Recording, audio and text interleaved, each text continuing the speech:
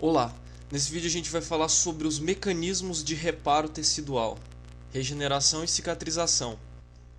Para fazer o reparo de um tecido lesado, ou seja, remendar o tecido, reorganizar a estrutura, o nosso organismo tem dois mecanismos, a regeneração e a cicatrização. Quando você tem um corte superficial com uma faca, por exemplo, vai aqui, fez um corte aqui, abriu uma feridinha. Mas se essa ferida for pequena e ocorrer num tecido, por exemplo, igual a epiderme, que é um tecido com grande capacidade de visão, rapidamente ela vai conseguir se regenerar quase que completamente, recuperando quase por 100% a função do tecido. Agora, se a lesão é muito extensa, muito grande e já é mais profunda, aí a coisa complica já, e não tem como simplesmente proliferar o tecido existente ali para recuperar, para reparar a lesão tecidual. No caso de uma úlcera, por exemplo, que você tem uma grande área lesada, já não vai ter como fazer o processo de regeneração. O processo de reparo que vai predominar ali vai ser o processo de cicatrização. Vamos diferenciar cada um deles agora. Regeneração é isso aqui, é uma proliferação de células e tecidos para substituir estruturas perdidas, mas não é em qualquer situação. É quando há pouca lesão do estroma. O que é o estroma? É o tecido de preenchimento local. Além da extensão da lesão, a regeneração vai depender do tipo celular que foi prejudicado, porque também depende se esse tipo celular que foi lesado consegue se multiplicar ou ter uma capacidade reduzida de multiplicação. Já o conceito de cicatrização é um pouquinho mais complexo. Corresponde a um processo pelo qual um tecido lesado é substituído por um tecido conjuntivo vascularizado numa tentativa de remendar e não efetivamente recuperar sua função. Por que o processo de cicatrização acontece? Porque você teve uma lesão tão extensa que não dá simplesmente para o tecido que foi lesado proliferar e simplesmente recuperar a função original. Você vai ter que ter a proliferação de um tecido de preenchimento, que nesse caso é o tecido conjuntivo, cicatricial, e esse tecido não vai ter a mesma função que o tecido de origem. Logo, vai ocorrer prejuízos na função tecidual. Como eu já disse, o processo de regeneração ou o processo de cicatrização vai depender do tipo de tecido lesado. Por mais que você tenha uma lesão microscópica muito pequena de um neurônio, por exemplo, ele não vai conseguir se regenerar como conseguiria uma célula epitelial, por exemplo. Então, quanto à capacidade regenerativa dos tecidos, a gente tem três tipos celulares. Existem os tecidos lábeis, os estáveis e os permanentes. Os tecidos lábeis são tecidos que estão em divisão contínua. Eles têm uma alta capacidade proliferativa. A gente tem como exemplo os epitélios, por exemplo, a pele, tecido hematopoiético e medula óssea. Outra classificação são os tecidos estáveis. Os tecidos estáveis são tecidos quiescentes. O que é um tecido quiescente? É um tecido que está em repouso, como diria eu. É um tecido que está lá de boa, mas no momento que ele precisar, ele pode muito bem começar a dividir e se proliferar. E o exemplo clássico de um tecido estável é o tecido hepático. Além disso, outros tecidos, como por exemplo tecido fibroso, fibroblastos, musculatura lisa também. E por último, os tecidos permanentes, como o nome já diz, são tecidos que não se dividem. Nesse caso você vai se lembrar dos neurônios e da musculatura estriada, tanto estriado esquelético quanto estriado cardíaco. Agora vamos pôr em prática aqui numa tabela bem objetiva as diferenças entre regeneração e cicatrização. Como já falado, enquanto a regeneração vai ter uma tendência a ocorrer principalmente em células com grande capacidade de divisão, a cicatrização tende a ocorrer em tecidos com baixa capacidade de divisão. Isso não quer dizer que ela só vai ocorrer nesses tipos de tecido. Como já falado, depende da extensão da lesão também. Mas aqui então, para diferenciar, a regeneração ocorre principalmente em tecidos lábeis e tecidos estáveis, enquanto a cicatrização vai ter uma tendência a ocorrer em tecidos permanentes. Como já falado, a regeneração tende a ocorrer em feridas em que houve pouco comprometimento do tecido, ou seja, foi uma lesão tecidual mais limitada, enquanto a cicatrização vai ter tendência a ocorrer em lesões mais extensas, em que houve muito comprometimento tecidual. Em consequência da extensão da lesão tecidual, na cicatrização você vai ter muito mais prejuízo na função do órgão ou do tecido lesado, enquanto na regeneração você vai ter alterações quase insignificantes na função tecidual. Outra diferença é que no tecido de cicatrização você tem a formação de um tecido de granulação muito mais proeminente, muito mais notável do que no processo de regeneração, em que o tecido de granulação é muito mais discreto. E o que é o tecido de granulação? Só para relembrar, tecido de granulação corresponde àquele tecido formado por vasos recém-formados, por algumas células da defesa, por exemplo, neutrófilos, alguns linfócitos, alguns macrófagos e algumas células e algum componente de tecido fibroso, por exemplo, fibroblastos. Outra coisa interessante a se lembrar é que no processo de cicatrização você tem uma quantidade de miofibroblastos muito mais evidente do que no processo de regeneração. E o que os miofibroblastos fazem?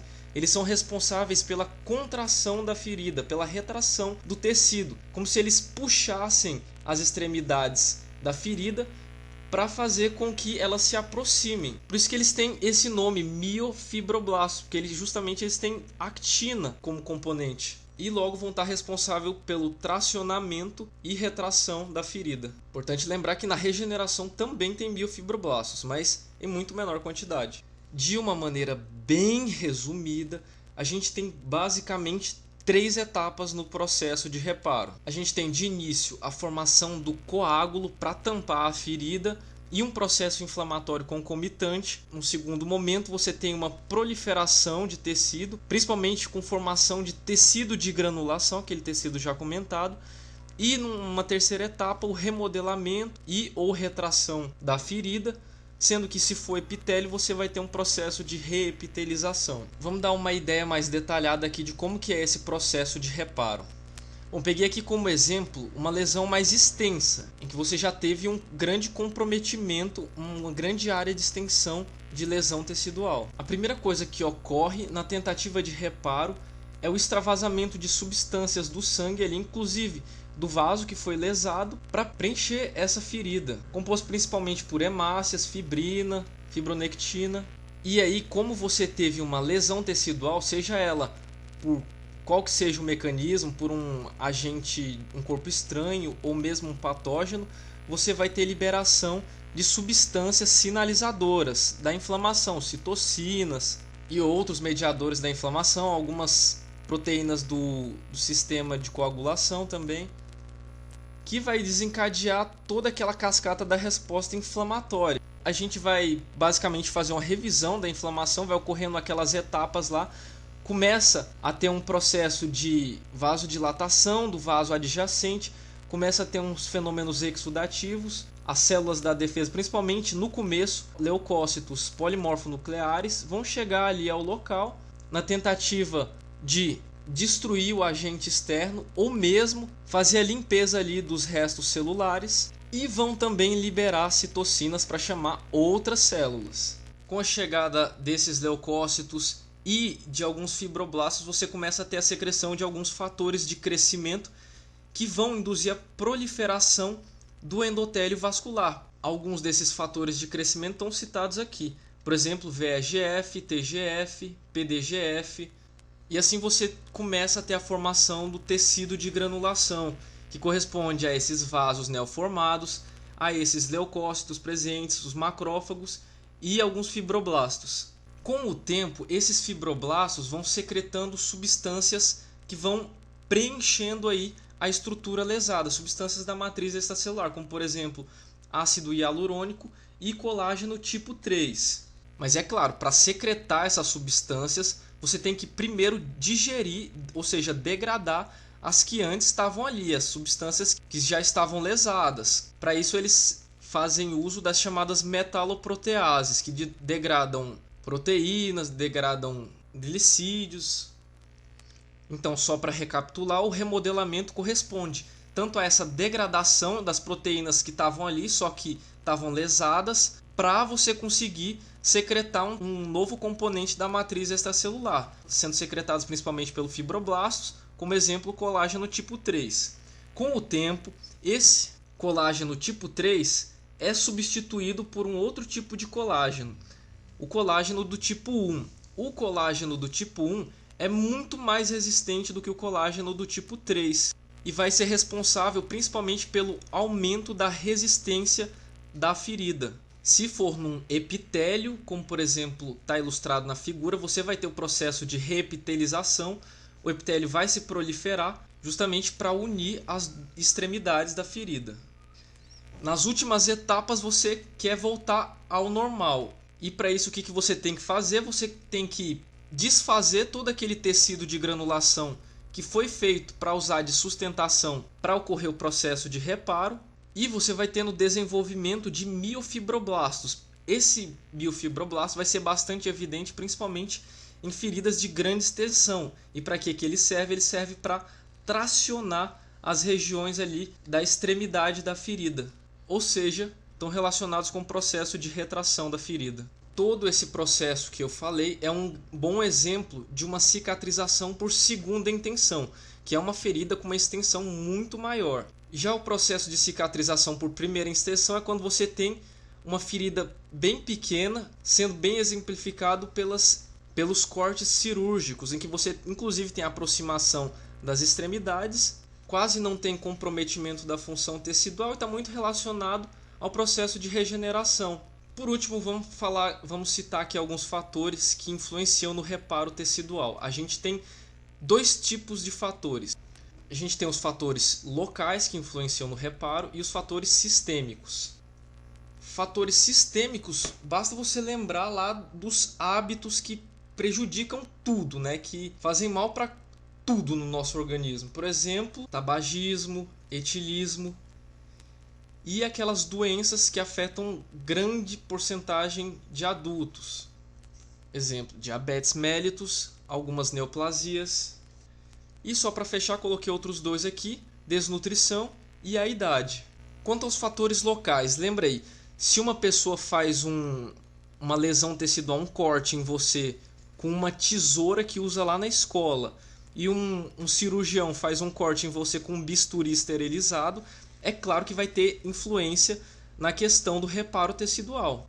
Então, a questão da infecção é um aspecto relevante no que diz ao reparo local. Outro fator é quanto às características da lesão. É claro que uma lesão maior vai ser mais difícil de se reparar do que uma lesão pequena. Além disso, uma lesão, como falado, na pele vai ser diferente de uma lesão no cérebro. E para fechar, o estresse mecânico. Se você ficar batendo na ferida, se você ficar, sei lá, lambendo a ferida ou qualquer coisa do tipo, você vai estressar aquela ferida e vai dificultar o reparo tecidual. E é isso aí, galera. Obrigado por ter assistido o vídeo. Espero que tenham gostado do resumo. Se você gostou do vídeo, dá joinha. Se você tem alguma crítica, alguma denúncia, sei lá, qualquer coisa do tipo, manda um e-mail, comenta aí. E é isso aí. Valeu, falou, tchau.